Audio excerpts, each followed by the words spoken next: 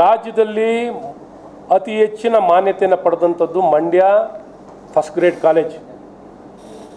ಹಾಗಾಗಿ ರೂಸಾ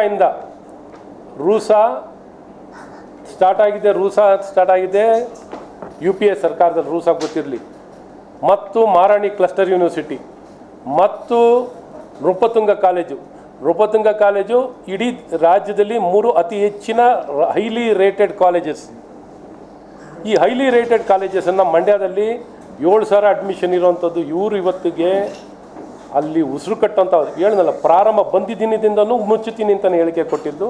ಇವತ್ತು ಹೈಲಿ ರೇಟೆಡು. ಮತ್ತು ವಿಶ್ವೇಶ್ವರಯ್ಯ PG ಸೆಂಟ್ರಲ್ಲಿ 100 ಎಕರೆ ಜಮೀನಿದೆ, 1 ಲಕ್ಷ ಸ್ಕ್ವೇರ್ ಫುಟ್ ಬಿಲ್ಡಿಂಗ್ ಇದೆ. ಮಂಡ್ಯ ಫಸ್ಟ್ ಗ್ರೇಡ್ ಕಾಲೇಜ್ನಲ್ಲಿ 40 ಎಕರೆ ಜಮೀನಿದೆ.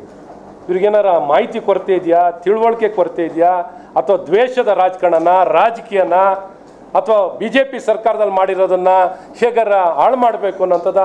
ನಾವು ಮಾಡಿರೋದು ಜನಪರವಾಗಿ, ಜನರ ಪರವಾಗಿ ಕೆಲಸ ಮಾಡೋಕ್ಕೆ ಇವ್ರಿಗೆ ಅಧಿಕಾರ ಕೊಟ್ಟವ್ರೆ.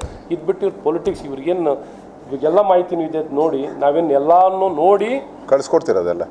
ಎಲ್ಲ ಕಳಿಸ್ಕೊಡ್ತೀವಿ, ಎಲ್ಲ ಯೂನಿವರ್ಸಿಟಿದು. ಮತ್ತು ಪೋಸ್ಟ್ಗಳನ್ನು ಅಷ್ಟೇ ನೋಡಿ. ಮತ್ತೆ ರೂಸಾ ಅಂದ್ರೆ ಹೇಳಿ, ರೂಸಾ ಅಂದ್ರೆ ಕೇಂದ್ರ ಮತ್ತು ರಾಷ್ಟ್ರೀಯ ಉಚ್ಚನ ಶಿಕ್ಷಣ 60-40 ರೇಷನಲ್ಲಿ. ಮತ್ತು ಈ ದುಡ್ಡನ್ನು ಈ ಉದ್ದೇಶಕ್ಕೆ ಯೂನಿವರ್ಸಿಟಿ ಮಾಡ್ತೀವಿ ಅಂತ ಅಂಡರ್ಟೇಕಿಂಗ್ ಕೊಟ್ಟಿದ್ದಾಗಲೇ ಮಾಡಿರೋದು. ಮತ್ತು ಮಹಾರಾಣಿ ಕ್ಲಸ್ಟರ್ ಯೂನಿವರ್ಸಿಟಿ ಬಿಲ್ ಯಾವಾಗ ಪಾಸ್ ಮಾಡಿದ್ದು ಹೇಳಿ? Mandya university, unitary university bill ಯಾವಾಗ ಪಾಸ್ ಮಾಡಿದ್ದು? ಅವರು ನ್ಯೂನತೆ ಮಾಡಿಟ್ಟಿದ್ರು, ಅದನ್ನು ನ್ಯೂನತೆ ಇದ್ದದನ್ನ ಸರಿಪಡಿಸಿ ನಾವು ಅದನ್ನು ಪರಿಪೂರ್ಣವಾಗಿರೋಂಥ ಯೂನಿವರ್ಸಿಟಿ ಮಾಡಿಕೊಡ್ಲಿಕ್ಕೆ ನಾವು ಮಾಡಿದ್ದು. ಸೊ ಈ ರೀತಿ ಎಲ್ಲವೂ ವೈಜ್ಞಾನಿಕವಾಗಿ ತಜ್ಞರ ಸಮಿತಿ ಆಧಾರಿತವಾಗಿ ಮಾಡಿದ್ದು. ಇವರು ಯಾವ ಸಮಿತಿ ಆಧಾರಿತವಾಗಿ ಮಾಡಿದ್ದಾರೆ? ಇವ್ರು ಯಾವ ಸಮಿತಿನೂ ಇಲ್ಲ. ಇವರು ಅಂದರೆ ಅಂಗಡಿ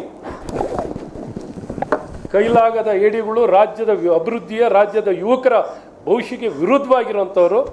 ಹಾಗಾಗಿ ಲೂಟಿ ಸರ್ಕಾರವಾಗಿರುವಂಥದ್ದು.